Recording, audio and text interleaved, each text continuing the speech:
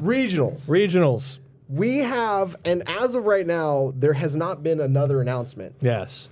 So it looks like regionals this year is going to be, first of all, 6 events, not 7, like it's been every year since 2012, I believe.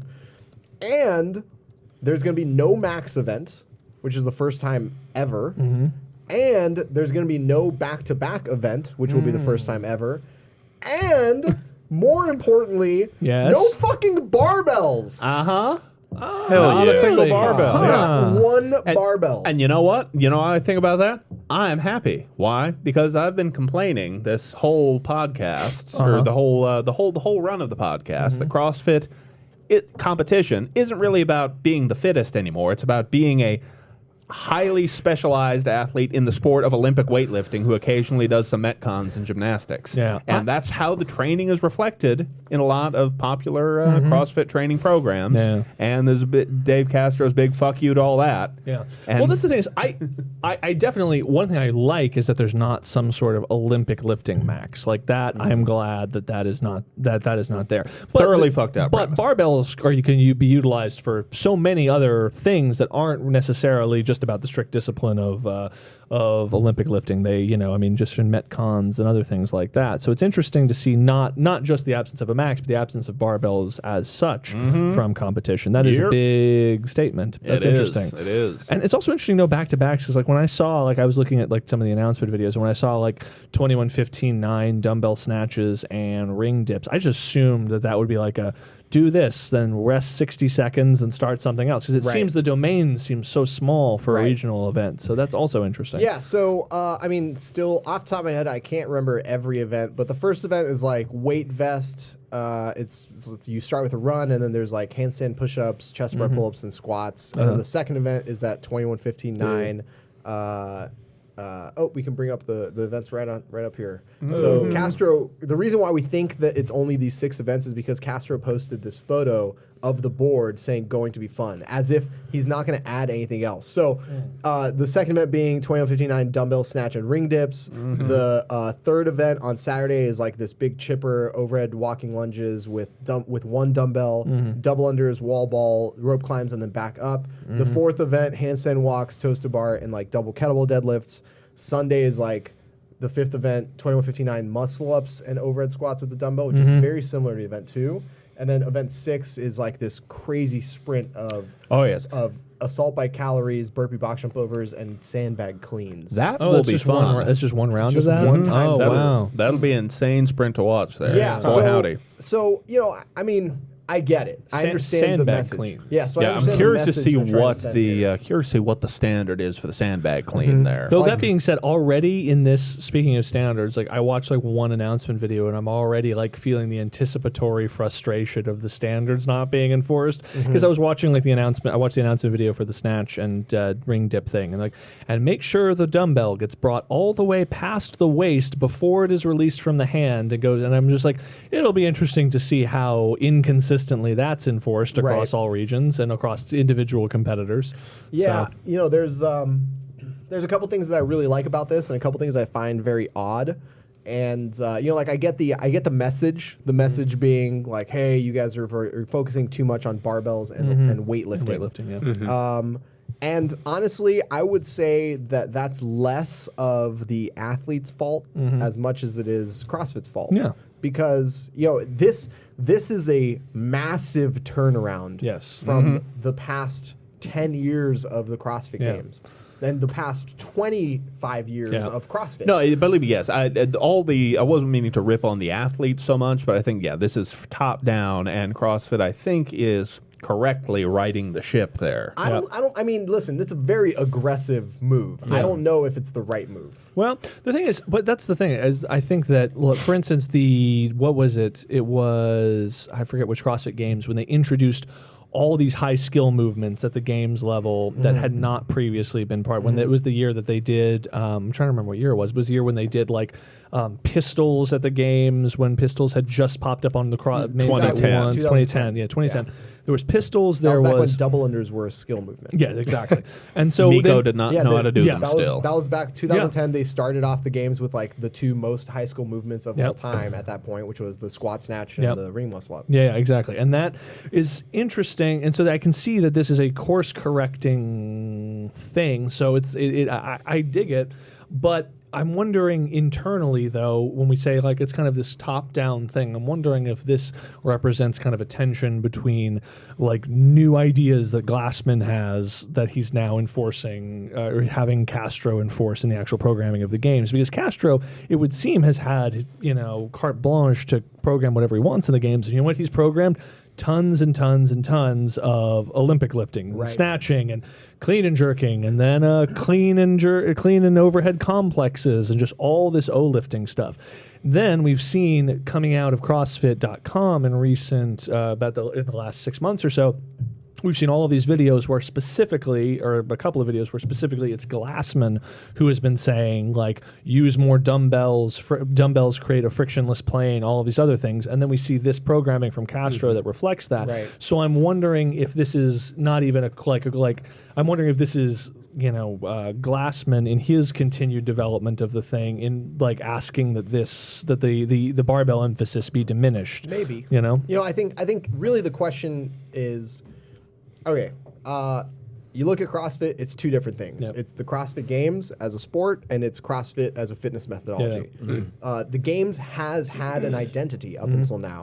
And changing the identity in the middle of a season is a jarring shift. Because that may not be conducive to doing what the entire point of the regionals is, which is bringing the fittest. But that's the thing. But I kind of disagree in the sense that is that not, in a sense, I could see if it was something radically outside of, it's radically outside of the norm that's been established, but I think it's potentially more in line with the underlying ethos behind, the original intention of the CrossFit Games, behind Glassman's formulation of what the CrossFit methodology was supposed to be, all the idea of, functional movement and how he kind of loosely defined that originally, the idea of the unknown and the unknowable, general physical preparedness, etc.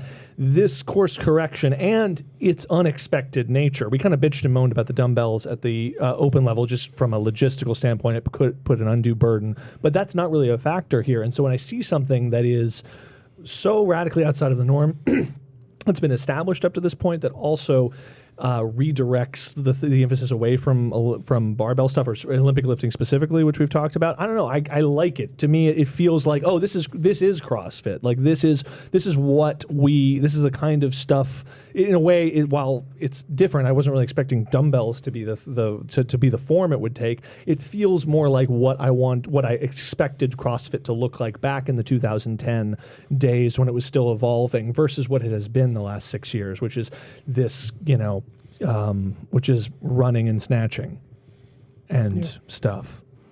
Yeah, Ryan Hardesty wants to know, what do we think? Are we going to see athletes like Cody Anderson make it back to the games because of programming like this? Like, are people going to do, that ordinarily wouldn't do as well at regionals? Are they going to eventually make it to the games now because of this? That's a really good question.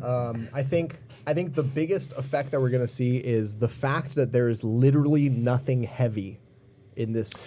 The only thing I would say is that kettlebell event, especially with the fact that the kettlebells need to be moved from station to station, meaning it's a farmer's walk as much as it is a deadlift thing. Those are going to be absolute cocksuckers there. So that's going to be that is going to be official scale of spinated position. They are absolute cocksuckers. Now, here's another thing. It's to answer Ryan's question really shortly is yes and no. Yes, because there will be some people who have been training to be, like a lot of heavier stuff, or training for a lot of lower body endurance, where every single day of this competition is entirely dependent on upper body endurance. Like every event is upper body endurance.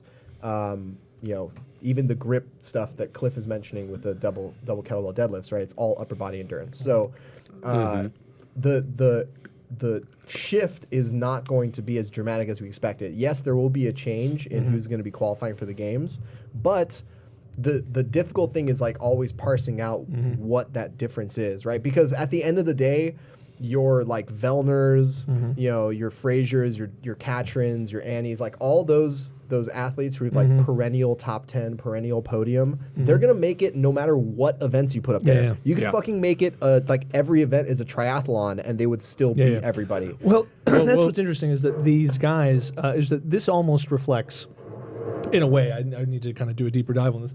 But this reflects a bit more like what we used to see at the open level, which is these kind of lots of kind of lower loading, higher rep, kind of burning, like longer. Yeah, like the burning original things. open work has a really high power output. Yes, exactly. I mean, these are yes and no. Again, yes and no. Yes. They're high power output, But right? we have seen heavier implements show up at the in the open level, which we Right. didn't see in years past. So there's a way in which kind of collectively, potentially, there was an accommodation made to try and take that into consideration. Though it doesn't really affect your standing ultimately going into the regionals, how well or bad you did on those things.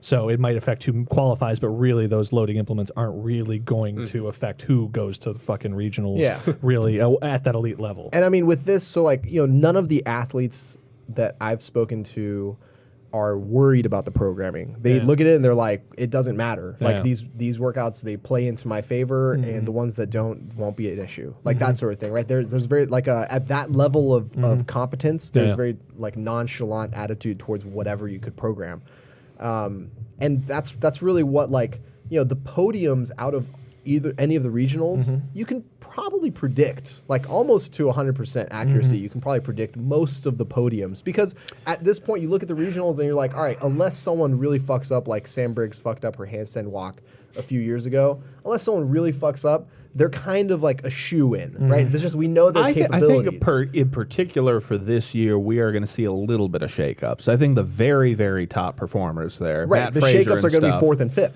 Yeah, shakes me 4th and 5th, or even 2nd, 3rd, whatever. There, I think I think that the only people who are safe are people who are really at the very top of fitness, and even then, we might see some swings in placement there. Sure. We might see someone like Katrin not win her regional or something. Still make it, but not win her regional. I'm thinking there's going to be some shakeups there. I mean, I'm not worried about the top 10 performers. There are people who are on the bubble, like, I mean, people leap to mind like Easy Muhammad, who are probably counting on that 100 points he was going to get out of some big strength event. And he's a guy who has historically been right on the edge every year. Last year, missing out on going to the games by literally one rope climb. By one standing in one event. Same thing happened to Jeff Evans. Yeah, same thing happened to Jeff Evans. Jeff Evans being another great example of someone who's probably counting on a big block of points he's going to get from the barbell strength max. But thing. the athlete that Ryan brings up, Cody Anderson, is the exact opposite. Exactly. Cody Anderson has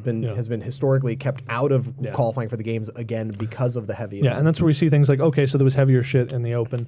True, but that ultimately, it's like that's in the past, and unless it's affecting whether or not you're going to regionals, it really doesn't factor into your standing at all in any of this shit. So, I think from a different perspective, as like a fan to watch the events, you know, some of these events aren't going to be particularly exciting to watch. I think Saturday is going to be really exciting to watch. I think both of those events will be fun and very cool. Like between the chipper, the first event being that big chipper, and the second event on Saturday having the kettlebells and like just the awful that garbage will be we're going to fun. see on people. That will be fun to watch, because look at those numbers, how they go up there. Those 16 deadlifts at the end after all that, and your farmers walking not just for each round, but I believe like multiple times each round. You're going to different little stations to show your reps moving on. That's going to be that's going to be the limiting factor for most folks. Yeah, and then you know, but on the other side of that, like. Event one is going to kind of go by a lot faster, I think, than people expect it to go by,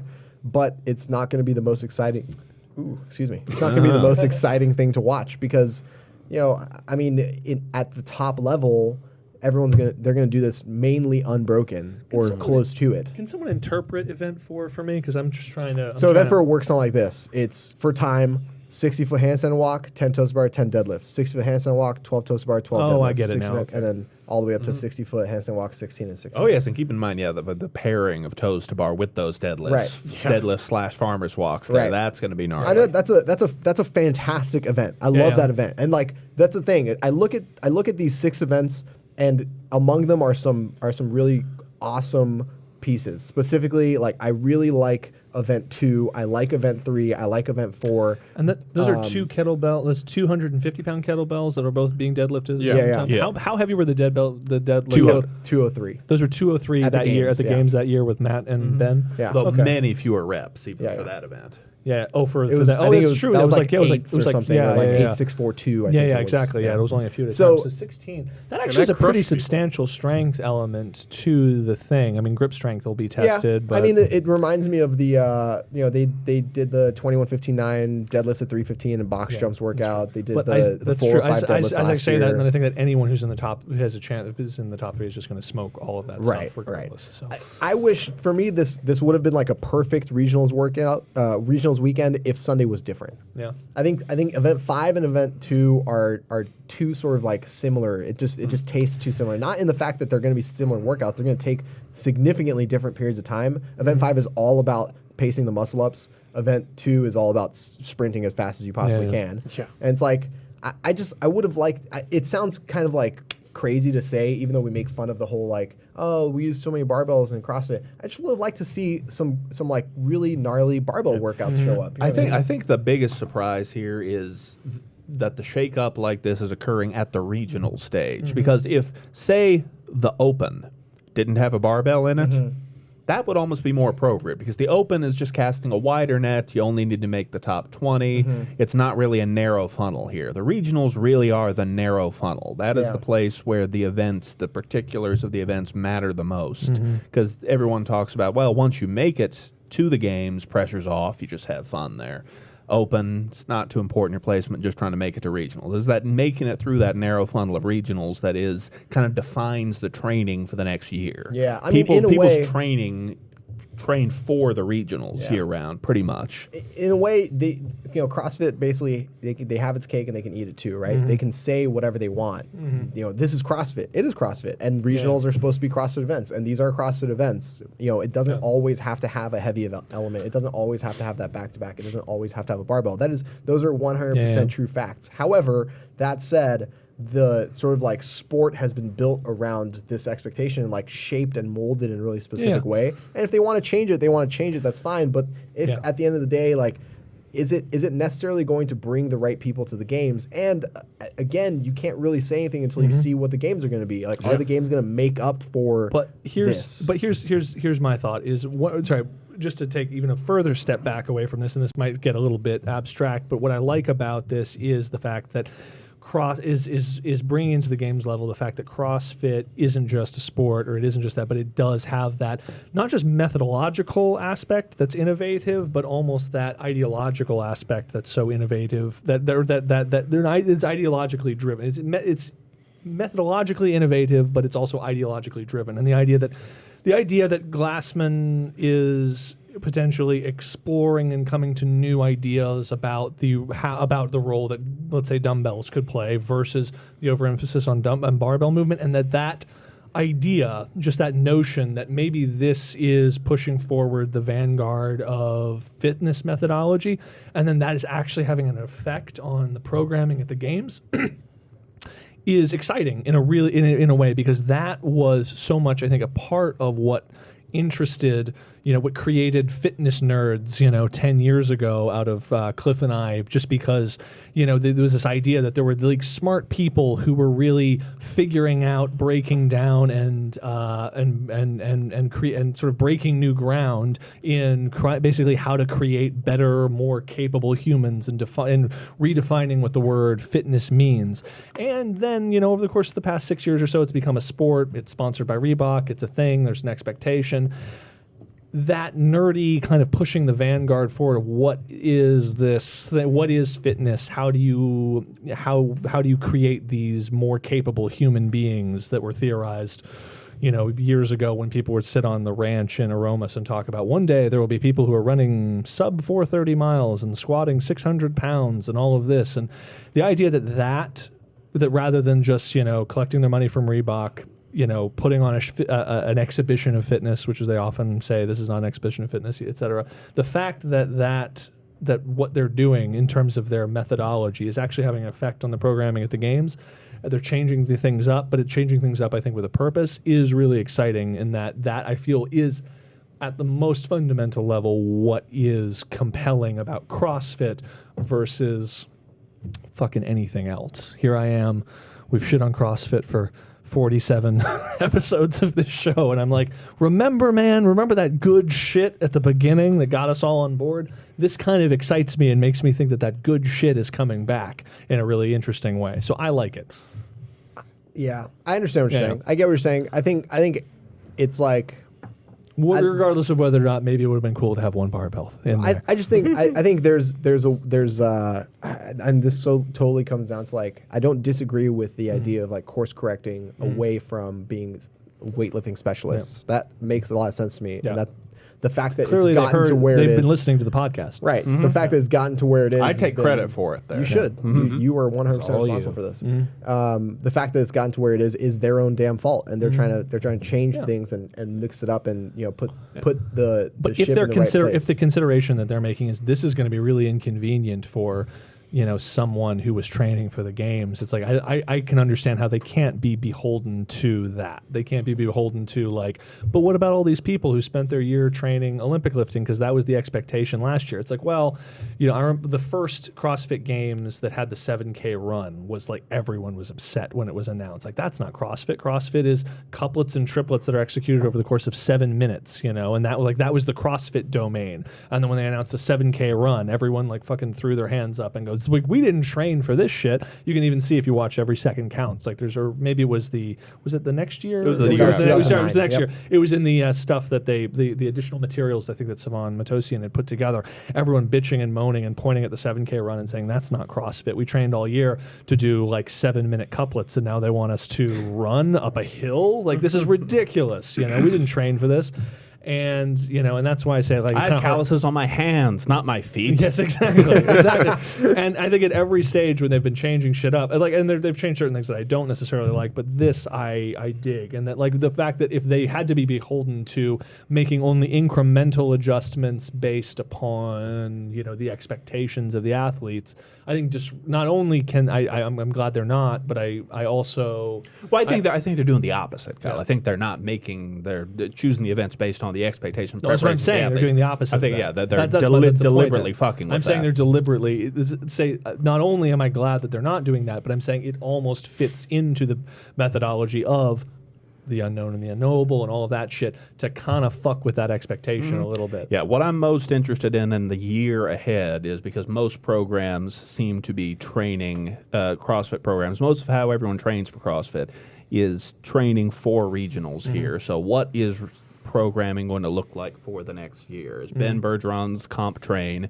going to consist of 3 Olympic lifts followed by 1 little Metcon there, which it tends to look like? Or is it going to be shaken up a lot over the course of this next year as he's trying to prepare his athletes, most of them for regionals? But what we know is going to happen is get ready to see a lot more CrossFit gyms with racks of lots and lots of dumbbells in them. And which is funny because I remember several years ago looking at a rack full at like when we didn't even train at a CrossFit gym, when we trained at more of a Globo gym, looking at a rack full of like, fucking 45 sets of dumbbells at every 5-pound weight. Like, look at that stupid thing over there. What a useless, taking up all that space with these dumb people with their stupid exercise methodology. And now I'm kind of like, I wonder if I have room for a rack full of dumbbells in my apartment. And I'm like I was literally on Amazon.com the other day thinking, I think I'm going to get some 25s and maybe some 35s. And they do have dumbbells where you can change out the weights on them. No, that's bullshit. That's weak sauce.